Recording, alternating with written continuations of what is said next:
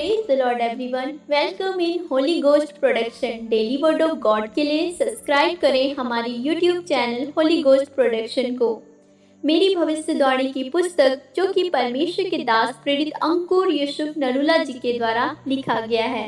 तो आइए देखते हैं। अपनी कमियों पर काम करें।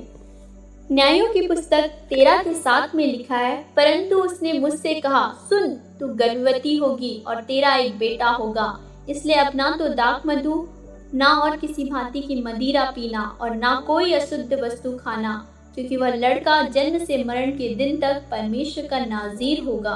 मेरे प्रियो, अगर आप बाइबल में सिमसोन के बारे में पढ़ें तो आपको समझ आएगी कि उसका जीवन नए नियम के विश्वासी के साथ मेल रखता है। यानी नया नियम सिमसोन की जिंदगी की एक छवि है। उसकी माँ के गर्भ से बताया गया था कि सिमसोन परमेश्वर का नाज़ीर होगा। जिस तरह अगर आप नए नियम में इफिसियों की किताब को पढ़ें तो लिखा है कि आप अपनी माँ के गर्भ से चुने गए हैं। बाइबल में लिखा गया है कि सिमसोन को कहा गया था कि तू परमेश्वर का नाज़ीर है और तूने मदिरा नहीं पीनी, मुर्दों को नहीं छूना और अलगताई में रहना है। उसी तरह से आज के विश्वासी को बताया जाता है कि तूने नशा नहीं करना, शराब नहीं पीनी, मुर्दों को अपने मुर्दे गाड़ने दो और तुम्हें परमेश्वर के सुसमाचार को बढ़ाना है।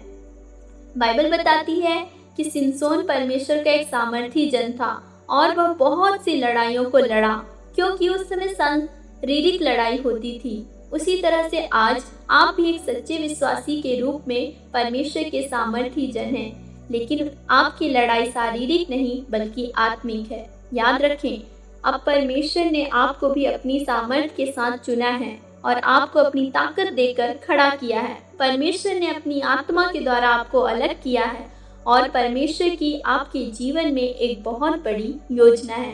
लेकिन शैतान भी अपनी योजना लिए हुए हमेशा आपकी ओर देखता है कि वह आपकी कोई कमी देखे और उसी कमी के द्वारा वह आपको गिरा सके। बाइबल में लिखा है कि सिमसोन के जीवन में एक कमजोरी थी और वह कमजोरी थी औरत। अगर परमेश्वर ने सिमसोन को चुनकर उसे खड़ा किया तो उसे कुछ निर्देश भी दिए कि वह अपना जीवन अलगताई में बिताए। परमेश्वर ने कहा कि एक मसीही का बलियाल के साथ क्या रिश्ता, ज्योति का अंधेरे के साथ क्या संबंध। उसी तरह से परमेश्वर ने नए नियम के विश्वासियों को भी कुछ निर्देश दिए हैं कि वह पाप से दूर रहें, नशा ना करें, अपना जीवन अलगताई में बिताएं, अपना क्रूस उठाकर परमेश्वर के पीछे चलें और परमेश्वर के हर वचन को पूरा करें ताकि परमेश्वर के वायदे उसके जीवन में पूरे हो सकें। इसलिए आज आपको यह समझने की ज़रूरत है कि अगर परमेश्वर की आपके जीवन में एक योजना है तो शैतान की भी आपके जीवन में एक योजना है।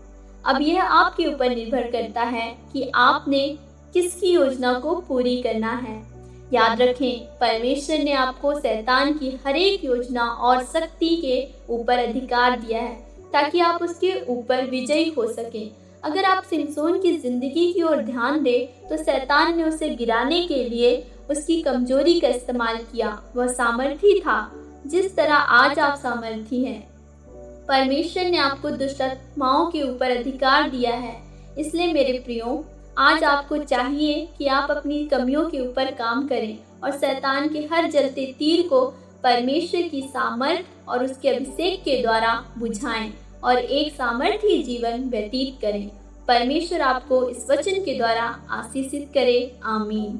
अंगीकार करेंगे। सर्वशक्तिमान परमेश्वर के नाम में मैं इस वचन के लिए आपका धन्यवाद करता हूँ। परमेश्वर, मैं अंगीकार करता हूँ कि मैं अपनी कमियों के ऊपर काम करूँगा और शैतान की हर योजना के ऊपर विजय पाऊँगा। प्रभु यीशु मसीह के नाम में आमीन, आमीन, आमीन।